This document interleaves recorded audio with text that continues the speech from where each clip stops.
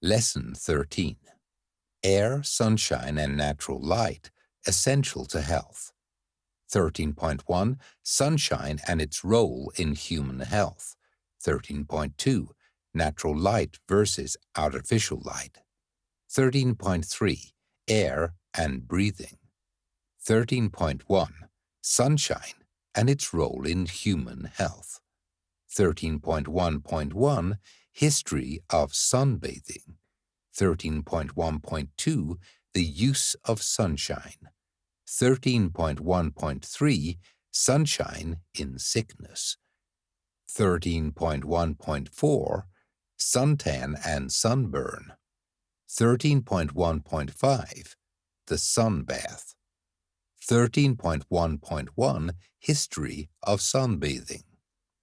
Throughout recorded and unrecorded time, history and prehistory, humans have made use of the beneficial effects of the sun. Playing and or relaxing in its illuminating rays have been as much a part of natural living as the procuring of food and water or any other necessity of human life. Indeed, humans originally existed without clothing on any part of their body and were sun-kissed throughout the years of their lifespan. Positive evidence of the use of the sun bath is offered to us by many of the ancient civilizations. It is known that the Babylonians, Egyptians, Assyrians, Greeks, and Romans all were aware of the hygienic use of the sun and equipped their cities with sun gardens for this purpose. Akhenaten of Egypt, Zoroaster of Persia, and Hippocrates of Greece all looked upon the sun as a great force and worshipped it as a god. An example of this worship is given to us by the Egyptians, whose first temple was erected in honor of their sun god. It was located in a city called On, east of the Nile, and its name was later changed to Heliopolis, city of the sun. The ancients knew of the effects the sun had on strengthening the body, including the muscles and nerves, and extensive instructions were given in this regard by Herodotus. The Romans applied this knowledge in the training of their gladiators, giving them regular sunbaths. It is also known from the writing of Philostratus that the Olympian athletes were required to take sunbaths. In the old German epic poem, the Edda, we learn of the hygienic use the Germans made of the sunshine, carrying their sick to the sunny mountain slopes for exposure to its rays. An account has also been recorded regarding the Incas of Peru using the sunbath in the treatment of syphilis. In the 3rd century AD, Mithraism, or sun worship, came very close to being accepted as the universal religion. It was very similar to Christianity in many essential respects. The final triumph of Christianity practically ended the sun bath, even though it was widely employed by the peoples of that time. The sunbath was viewed by Christians as a pagan ritual. This condemnation of the sunbath could be considered the beginning of an era known as the Middle Ages or Dark Ages, where and when many of the desirable features of ancient civilization were destroyed and replaced by an anti-natural philosophy and culture. During this 1,000-year reign, only the Jewish and Arabian physicians preserved the sunbath in their care of the sick. Regarding the modern phrase of sunbathing, there was a dual origin, one of these in Europe, the other in the United States. First, we shall discuss the European phase. Waldvogel of Bohemia advocated sunbathing as far back as 1755, but he had few, if any, followers. Madame Duhamel in 1857 believed in the use of sunbaths to aid children in their recovery from tuberculosis. Dr. Larman of Germany employed the sun and air cure in his institution, as did Biltz in his world-famous sanitarium, as early as 1872 to 73. But the person who is given credit as the originator of the modern practice of sunbathing is Arnold Rickley, who prescribed sunbaths to his patients at his institution, established at Wells Cray in the Adriatic Sea in 1855. He wrote 7 books describing his methods, the principal ones being translated into Spanish, French, and Italian languages. The first series of observations relating to the effects of sunlight on disease were made by Dr. Lancet of Lyon, France, about 1890 to 1900. In 1911, Dr. Rollier, a Swiss physician, also did some work in this area. Both of these people enjoyed favorable results, and as a result, sunbathing has continued to grow in popularity in all parts of Europe. One last name should be mentioned, that of Dr. Finsen of Denmark, whose comparative experiments with the rays of both sunlight and artificial light became largely responsible for the vast array of artificial lighting apparatus used in the treatment of disease. In the United States, the first advocate of sunbathing was Sylvester Graham, a pioneer hygienist, who not only discussed the importance of sunshine, but also the detrimental effects of clothing. He presented his ideas in his masterful work, Lectures on the Science of Human Life, first published in 1843, stressing the benefits of sunshine on bone growth and development. Another hygienist, Dr. Russell Trall, placed great emphasis upon the power of sunlight in both health and disease. His writings, published around the mid-19th century, clearly show a deep awareness and understanding of the need for sunlight and its value in cases of rickets, scrofula, and anemia.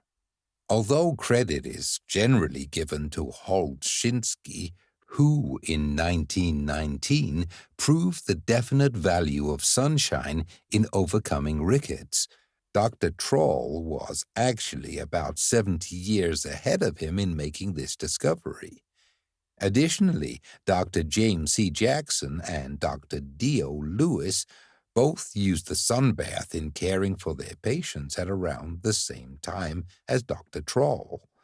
These facts point out that these individuals were using the sunbath previous to Dr. Lancet's observations as to the effects of sunlight in disease between 1890 and 1900. Actually, the sunbath has been employed in this country for over 100 years, especially among the pioneer hygienists who have not received their due recognition. 13.1.2 The use of sunshine. Both plants and animals make use of the catalytic powers of sunlight, attaining the highest form of their development in the neighborhood of the equator, where the sun's rays are most abundant. At the equator, life exists in greatest profusion, but as we approach the higher latitudes, where nights are longest throughout the many winter months, we notice life consists of poorly developed forms, or is absent altogether. Sunlight is an essential nutritive factor to both plant and animal life. Under its influence, plants both excrete and absorb oxygen. Their leaves are able to absorb carbon dioxide from the air and convert it into plant substances by transforming the carbon dioxide into formaldehyde. This, in turn, is polymerized to sugar, thus forming a carbohydrate. This is the process of photosynthesis, and both chlorophyll and xanthophyll are associated with this process, making the green color of plant life. Additionally, the conversion of starch into sugar during the ripening process of fruits requires the action of both the heat and the light of the sun for perfection. The beautiful coloring of the flowers, stems, leaves, and fruits of plants are all dependent on sunlight for their production. When deprived of it, the result is an inferior plant, pale or colorless, that is said to be etiolated. The colors of butterflies, birds, and animals are also determined by light, as is their complete development. An example of this was given by Dr. Troll. He pointed out that in the tadpole, the process of metamorphosis is arrested if it is deprived of sunlight. It is unable to develop into a frog. Rather, it continues to grow as a tadpole.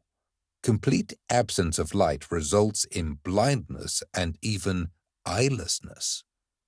Sunlight also enables the animal body to assimilate calcium, and it is because of this that it is of great value in the prevention of rickets and tuberculosis. A lack of calcium is associated with both of these conditions. The assimilation of calcium may be observed in comparing chicken eggs of various birds. Those raised in the sunlight produce harder and thicker shells than those not so exposed. The influence of sunlight is also intimately related to the number of red cells and hemoglobin in the blood. An insufficiency of light will cause an increase in the serum and watery portion of the blood and a corresponding decrease in the quantity of blood fibrin and red corpuscles, resulting in anemia. But with sufficient sunlight, the oxygen-carrying power of the blood is increased. The circulation of the blood is improved, and consequently the blood's power to repair and build tissue is increased.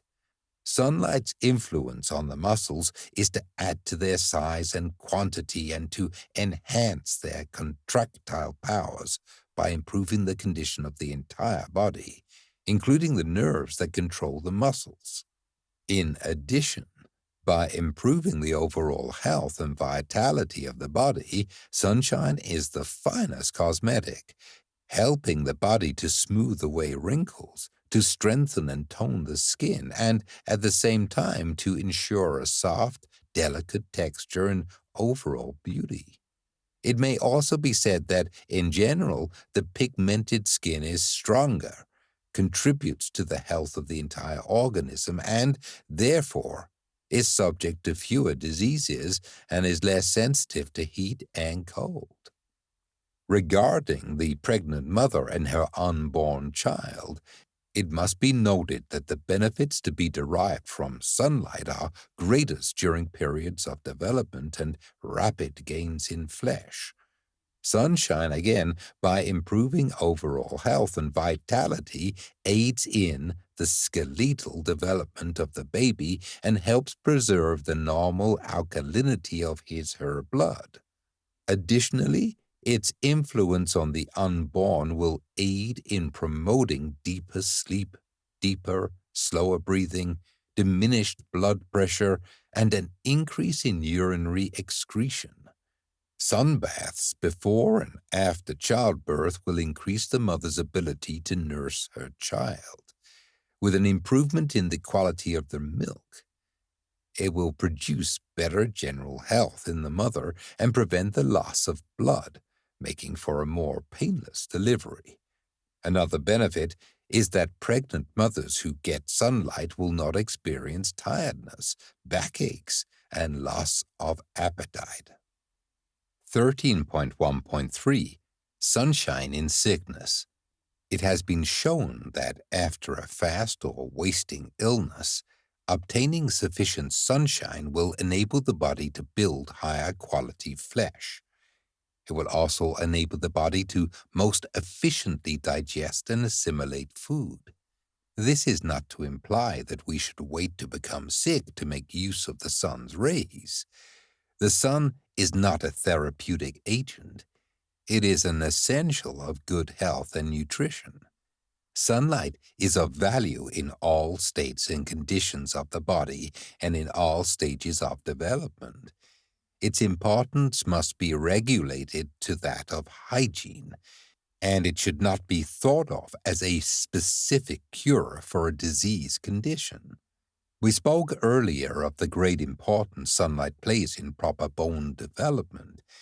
This is due to the fact that only through the aid of sunlight, particularly the ultraviolet rays, may the laying down and fixation of the calcium and phosphorus salts be accomplished in an ideal fashion as to make for the transformation of cartilage into bone. On the other hand, when insufficient sunlight is obtained, the result is defective, misshapen, brittle, and easily broken bones, a condition known as rickets. Sunlight also proves invaluable in cases of glandular inactivity, favorably affecting irregularities of ovulation, pubertal difficulties, and impotency. Acne, a condition representing a glandular disturbance of the skin, is also notably aided by sunlight, as is the condition of psoriasis. Also, as sunshine aids in increasing and coagulating the power of the blood, it is of inestimable value to sufferers of uterine hemorrhage. Additionally, if cautiously applied, the sunbath can be very valuable in some nervous affections. 13.1.4 Suntan and Sunburn. Suntanning is the bronzing or browning of the skin due to a deposit of pigment or melanin granules around the nuclei of the epidermal or basal cells. The process of pigmentation is the most important protecting mechanism against sunburn because it prevents the overabsorption of ultraviolet rays. Just as chlorophyll is formed as a light screen in plants, humans deposit a brown pigment called melanin when in the presence of sunlight. The pigment deposit absorbs the visible and ultraviolet rays, converts them into rays of less energy and lower vibration, and then passes them into the deeper cells of the epidermis.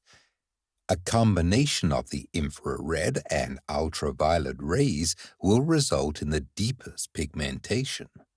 It must be understood in this context that the sun's rays do not produce pigment. Rather, they occasion its formation. Pigmentation is a physiological process, pigment being manufactured within the body from the elements of food and deposited in the skin by the process of life. The tanning process is totally dependent upon the body's ability to make use of the sun. A lack of response may commonly be seen in cases of leukoderma, where the white patches of skin fail to produce pigment. The second protective mechanism the body uses against too much sunshine is a thickening of the corneum, the uppermost layer of skin. This process is undesirable as it results in harsh, dry, coarse skin. It is largely to avoid this dryness that olive oil and other commercial preparations are used on the skin. But it is far wiser to avoid excessive exposure by retreating to the shade. We must distinguish between suntan and sunburn. This latter is a true burn and injures the skin, just as if it was fire or scalding water. An inflammatory process results and may be accompanied by severe blisters, general discomfort, and later a peeling of the dead tissue. As in other burns, there are 3 degrees of sunburn. A first-degree burn produces redness due to the excess of blood in the skin, causing much or little discomfort, depending upon the severity of the burn. In second-degree burns, the skin becomes intensely red and painful to the touch and may be accompanied by diarrhea, fever, and/or vomiting. Blisters may develop and then burst, discharging their fluid contents over the body. There is also much itching and finally peeling of the skin. A third-degree burn results in a sloughing dermatitis and may end in death. Complications may develop, such as inflammation of the brain, stomach, and intestines, blood poisoning, and hemorrhages. 11.1.5 The sunbath. Sunbaths play a vital role in the life processes of human nutrition, the tanning process being coincident with them. There is a tendency to overexpose the skin to acquire a good tan, and this should be avoided, as it will enervate the body, lessening the value of the sunbath. The untanned body should begin with exposure to the solar rays of about 10 minutes a day and increase gradually until an hour or more may be taken without harm. Too much sun will result in restlessness and decreased nerve tone.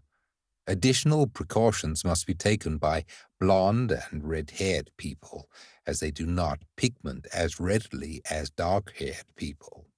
Heliophobes, those individuals who redden and blister and are cautioned to stay out of the sun, should still take some baths, but do so for short periods during the early morning or late afternoon hours to avoid large amounts of ultraviolet rays. The sunbath should be taken in an entirely nude state or with scanty attire, preferably without glasses or hats, as the eyes and hair also benefit. Sunglasses render the eyes more sensitive to the sunlight and ultimately impair the vision, whereas it has been found that gazing directly into the sun greatly benefits weak eyesight. It is also known that sunlight accelerates the growth of hair. Suntan lotion or olive oil on the skin is unnecessary and should not be used. These will prevent all the ultraviolet rays from being absorbed and will inhibit the oil-secreting glands of the body from working properly. They will not prevent the injurious effects of excessive sunbathing, nor will they provide for a uniform tan. Remember, it is not mere tanning that we seek, but a general revitalizing of the entire organism, not confined to the skin alone. If the sun bath is taken at the beach, additional caution must be exercised, as the reflection from the sand and water cause more sun rays to strike the body. Thus, burning will result more quickly. Neither a thin haze over the sun nor a cool breeze will prevent the ultraviolet rays from reaching us. It is important to understand in this context that it is not the sun's heat from which we benefit, except secondarily on a cold day, but rather its light. The hot sun is very exhausting and should be avoided, and like other animals, we should instinctively seek the shade at these times. Those people living in colder climates must take advantage of the warmer months to secure an ample supply of sun-made reserves to carry them through sunless periods. This is not to say that the body stores up sunshine, but rather it stores up substances produced with the aid of sunshine to be used in times of stringency. Along with vitamin D, other minerals are synthesized in the body with the aid of the sun's rays. These body reserves will be adequate as long as the general mode of living throughout the year is not enervating. All forms of excesses, dissipation of the emotions, lack of rest and sleep, sexual excess, overwork, and/or an improper diet will waste these reserves. Some additional precautions should be noted in the case of invalids or generally weak individuals. If the sun bath leaves the person feeling weak or depressed or with an increase of any of his/her symptoms, then it has been overdone. Fever, headache, weariness, loss of appetite, and sleeplessness may all be considered signs of excess. In those individuals suffering from asthma or tuberculosis, a difficulty in breathing may be experienced. Nervous patients may not be able to sleep due to a stimulating effect caused by too much sun. The end result for securing the sun bath should be to produce a better feeling in the individual, not worse. A person's need for sunlight is dependent upon their ability to make use of these light rays.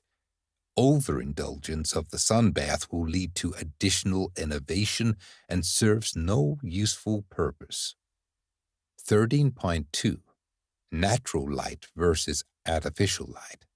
Sunlight, when broken up by means of a prism, is found to be composed of the color bands of the spectrum: red, orange, yellow, green, blue, indigo, and violet. These different colors represent different rates of vibration, increasing as we go from red to violet, while their wavelengths decrease.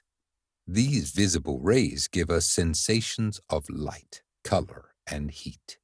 In addition to these color rays, sunlight also contains other rays not perceptible to our ocular sense and therefore invisible. The wavelengths immediately shorter than visible violet and those immediately longer than visible red are both invisible to humans and are called ultraviolet and infrared, respectively. Regarding the heating power of sunlight, it is found to be greatest at the red end of the spectrum, where it blends with the infrared rays, while the greatest chemical activity takes place at the violet end, blending with the ultraviolet rays. These invisible rays of the sun are the most beneficial ones. However, the complete color spectrum, blended in perfect proportion so as to produce white light, is needed for ideal growth and development of both plants and animals. Artificial light does not radiate a complete spectrum, but instead produces a light with an excess of one or more of the color rays. In the case of incandescent lighting, most of its light is yellow, orange, and red, whereas the standard cool white fluorescent light emits mostly yellow-green light.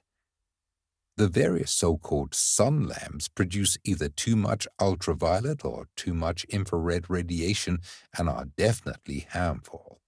They may cause headaches, third-degree burns, and severe conjunctivitis. The effects of artificial lighting have been noticed in both plants and animals. John Ott of the Time-Lapse Research Laboratory discovered that the apples on a branch of a tree under artificial light grew larger than those growing under natural light, but they did not mature or ripen.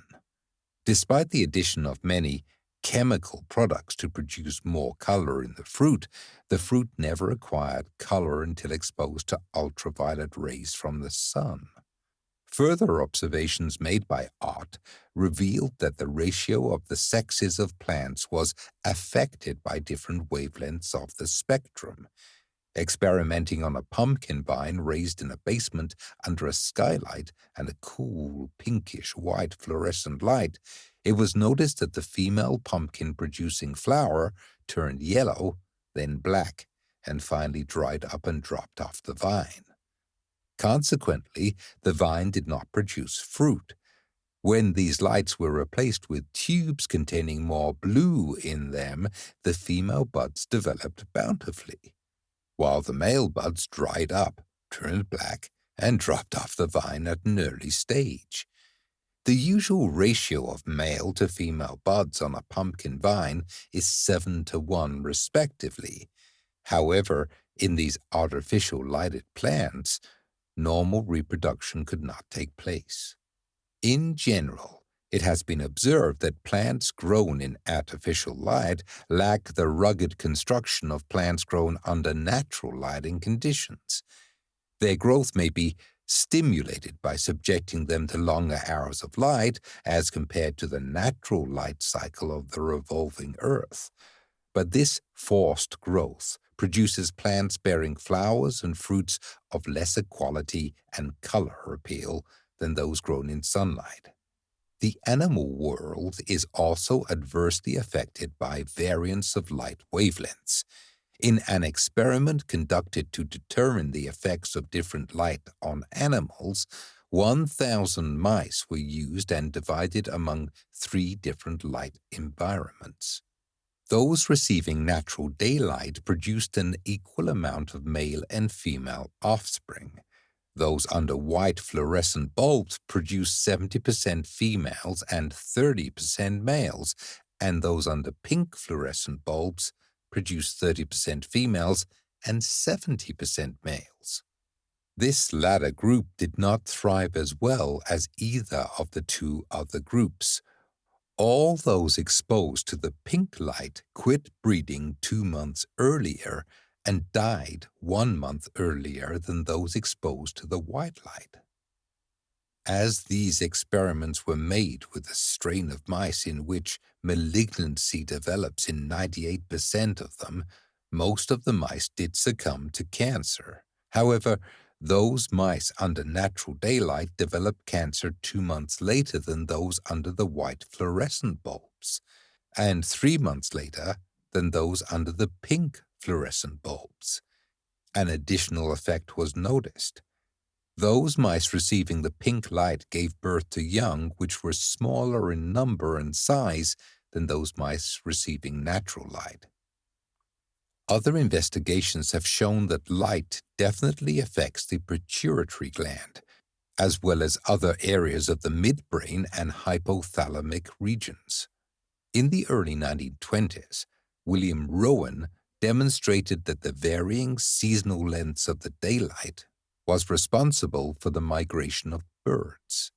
In other studies conducted by Bochnek, Marburg, and Gooden, it was shown that light may occasion reaction on the entire endocrine system of an animal via nerve impulses originating in the retina and reaching other areas of the brain by way of accessory optic pathways.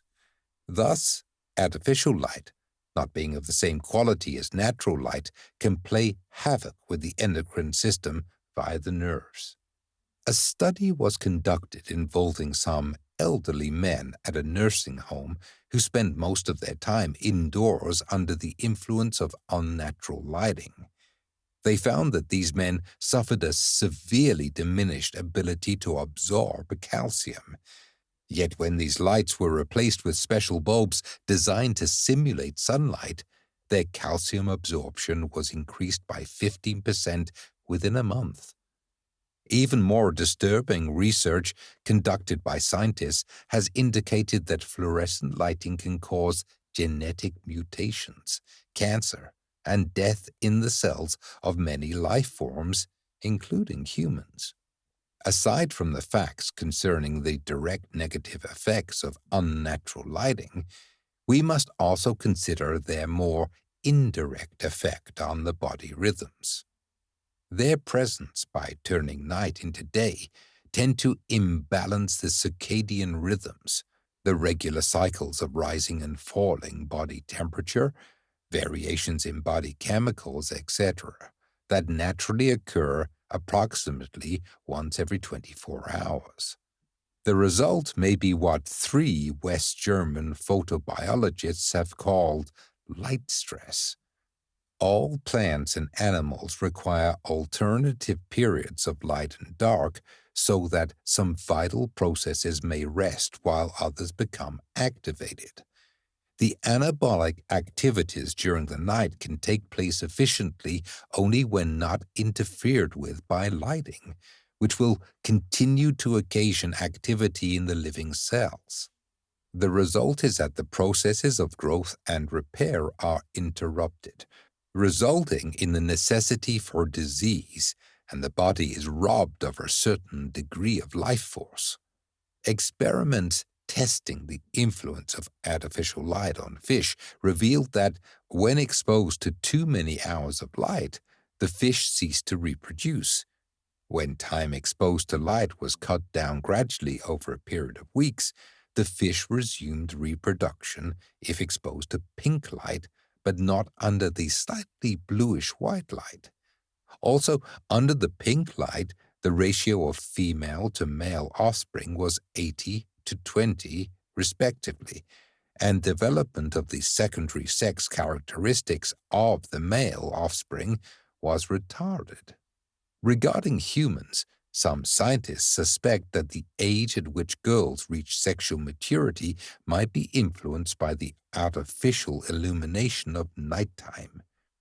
It has been noticed that in countries experiencing long winter nights, girls are now reaching sexual maturity months or years younger than their grandmothers did. Apparently, their normal maturation cycle is being interfered with by the introduction of artificial lighting into their lives, thereby increasing the rate at which they mature. From this information, we may understand the importance lighting plays in our daily lives, and we may also suspect that all the effects of artificial lighting have yet to be uncovered. A true science of health must endeavor to ascertain all aspects of life and living and their ultimate effects on human health. 13.3. Air and breathing. Air is the gaseous substance that makes up the atmosphere of the earth and provides every living thing with its breath of life. Plants receive oxygen through their leaves. Insects breathe through the tiny openings in their bodies. Frogs breathe partly through their skin. Fish absorb oxygen out of the water as it passes over their gills. And humans receive their supply of oxygen partly through their skin, but largely through their lungs. The independent life of a body does not begin until it takes its first breath, and this function of breathing continues until the end of life. This is the process of respiration, and it must be considered the primary function of the living organism. We can live many weeks without food and some days without water, but if the function of breathing is interfered with for only a few minutes, our life quickly ends. Respiration is an automatic, involuntary process, being regulated according to the body's internal needs. With healthy lungs, we breathe normally and rhythmically, yet unconsciously, as the process is beyond our conscious control. At rest, we breathe slowly and less deeply. As activity is increased, breathing becomes more rapid, with greater excursions of the diaphragm and chest to allow for increased oxygen intake. But the respiratory movements are not confined to the chest alone. They are systematic motions pervading the whole trunk. It is known that the rhythmic pulsations of the heart synchronize with the movements of the chest in respiration. These breathing movements also constitute an important factor in the circulation of the blood, as we may experience in the case of a drowned person being resuscitated by artificial respiration, by which circulation and heart action are restored. By far the largest organs in the body are the lungs, designed and adapted to their work of receiving air and nothing else. They fill the thorax, from the collarbone to the lowermost ribs, and from the sternum in the front to the spine in the back. When the chest wall is raised through the action of the muscles of the chest, and when the diaphragm is depressed, the chest cavity expands. This forms a vacuum, and the air rushes into it. Conversely, when the chest wall contracts and the diaphragm is raised, the air is forced out of the lungs. Coincidentally with this process, the blood flows through the lungs, picking up oxygen, carrying it to the cells, and giving off carbon dioxide that it has brought from the cells. The whole process is automatic and is regulated by the body's need for oxygen. A normal pair of lungs contains approximately 1 billion tiny air cells. If these cells were all spread out on a flat surface, they would cover an area 40 by 50 feet.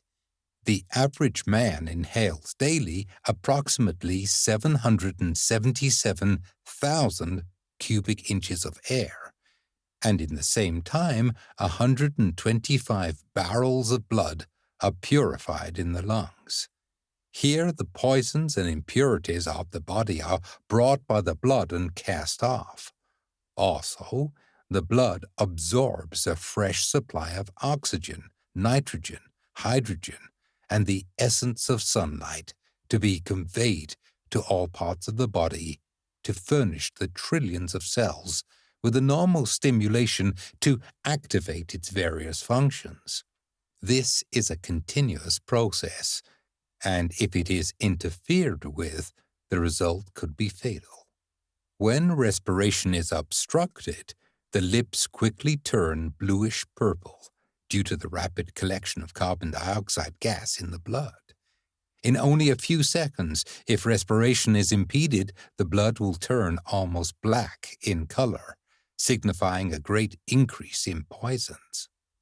Carbon dioxide is composed of 1 part carbon and 2 parts oxygen, and is not easily detected, as it is colorless, odorless, and tasteless. For every 2,500 parts of atmospheric air, there is 1 part of carbon dioxide. When the air we breathe contains 3% carbon dioxide, a drowsy feeling occurs, and when it is present in larger quantities, death quickly results. If the organism does not promptly eliminate carbon dioxide, every cell becomes weakened and the entire body suffers. Carbon dioxide gas is present in all charged drinks, in beer and fermented liquids, in baking powder cookery, in self-raising flour products, in yeast bread, and in all fermenting products. At each exhalation, the lungs discard enough gases consisting of carbonic, lactic, hydrochloric, phosphoric, and other acids to poison a barrel full of air. In every 24-hour period, the amount of carbon dioxide eliminated by the lungs is equal to a lump of charcoal weighing 8 ounces. With this in mind, consider also that every person in a room needs 3,000 cubic feet of fresh air an hour to ensure purity. In the case where several occupy a room not adequately ventilated, we inhale the exhalations of others and ourselves, and the amount of carbon dioxide contained in the air increases, making it more dangerous to breathe. This is the principal reason why patients in hospital develop diseases of the lungs, such as influenza and pneumonia. The early symptoms of mild carbon dioxide poisoning are sensations of uneasiness and oppression, drowsiness, sneezing, headache, and coughing. Under the laws of accommodation, our bodies are equipped with powers to enable it to tolerate for a time an atmosphere so poisonous that it could cause a vital person to pass out, if it were suddenly entered into. The principle was illustrated by an experiment by Claude Bernard, in which he used a bird placed under a bell glass, providing it with enough oxygen for 3 hours, but then removing it at the end of the second hour and replacing this bird with a fresh, healthy one. It was shown that this latter died instantly, as it did not have sufficient time to accommodate itself to the vitiated environment of the bell glass. In addition to carbon dioxide, our bodies must also deal with the poisonous fumes of modern industrial cities. City air contains such chemicals as carbon monoxide, sulfuric acid, hydrochloric acid, nitric acid, hydrocyanic acid, benzene, methane, etc. The Cincinnati Post of April 1946 stated that in the month of March, the amount of soot and ash that fell on the city was equal to 2,725 tons, or 227 railway carloads. It amounted to enough to cover a 40 by 150 foot, 75 foot deep lot. Another interesting fact: a professor, H. Sheldon of New York University, once erected an apparatus in Times Square theatrical district that drew in air at roof level.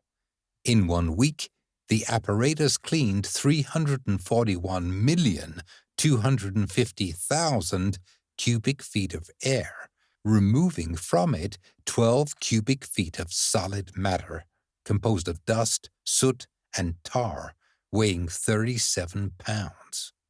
All the protection one has against polluted air is to exhale it through deeper breaths, but this should be done actively through movement. Ernest T. Seton, in his story of the coyote, tells of this animal's protective instincts after ingesting some poisonous bait, but it instinctively knows there is but one way it can overcome the poison, and that is by vigorous exhalation. If it can run long enough and fast enough before the poison does its deadly work, the lungs will eliminate the poison and the animal will survive. H.B. Meller of the Mellon Institute of Industrial Research said, "When it is known that one takes about 30 cubic inches of air into one's lungs in each inhalation, or about 7 times the weight of food and water consumed, it can be understood why more people are weakened, devitalized, and poisoned by the pollution in the air they suck into their lungs than by all the ingredients in the food they eat and the water they drink. When the air we breathe is fresh and pure, it brings life into the body, but when it is filled with poisonous gases from industrial waste, etc., it leads us to ill health and premature death." The press of August 19, 1939, stated that these poisonous gases and acids in the air of the city of Paris were eating away and disintegrating the historic monuments of that city. The rapid decay of these stone monuments dates from about 1900. Since that time, the smoke and fumes from factories, river tugs, motor cars, and trucks and heating plants have steadily increased. The smoke, mixed with the exhaust of motor cars, trucks, and buses, produces a compound of sulfuric acid gas that chemically attacks everything that it strikes. Until about 75 years ago, fresh air was considered by physicians as being dangerous to the sick, especially during the night, and all windows were kept closed and all air holes were plugged up to prevent any air from entering. Thanks to the work of the early pioneers of hygiene such as Graham, Troll, Densmore, Page, Oswald, and others, most people of today are aware of the importance of adequate ventilation at all times. Although the Greeks and Romans were able to manufacture glass, they did not use it to obstruct their windows. Instead, they allowed the free passage of light and fresh air to enter their dwelling houses. It was not until later periods, called the Middle Ages, that the fear of night air and of other natural instincts, including a fear of eating uncooked foods, became predominant, and habitual indoor life between closed walls became customary. This grew out of the philosophers and religions of the day that preached anti-natural doctrines. Oxygen is essential to the highest physical and mental development of humans. This may be provided through free ventilation and exercise in the open air.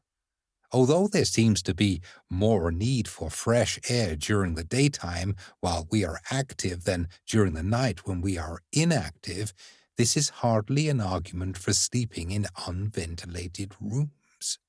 In sleep, Nature seeks complete rest and reduced oxygenation. This is provided for by decreased breathing and should not be accomplished by the breathing of foul air. Regular and continuous breathing is essential to meet the needs of life, and it is for this reason that we should live, dress, and carry ourselves in ways that do not interfere with the process of breathing.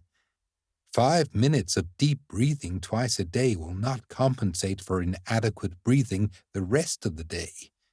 It is what we habitually do all day that counts in the long run, rather than any 5-minute breathing sessions. Proper and sufficient breathing depends upon a number of factors, including health of nose, throat, chest, lungs, and abdomen, proper body posture, freedom of movement of the chest and abdomen, lack of restrictive clothing, well-ventilated homes, bedrooms, etc., and ample exercise in the out-of-doors. In this light, mention should be made that exercise to develop the chest and to increase its capacity for oxygen are well advised. Modern life generally does not adequately develop the musculature and framework of the chest, and it is for this reason that the modern man or woman's breathing reserve is small compared to that of wild animals and those people of more primitive societies. Regarding our breathing apparatus, the normal nose permits adequate amounts of air to enter the lungs through but one nostril under ordinary conditions. When under great stress, as when running, the additional nostril should provide for the ingress of sufficient air, providing both nostrils are normal.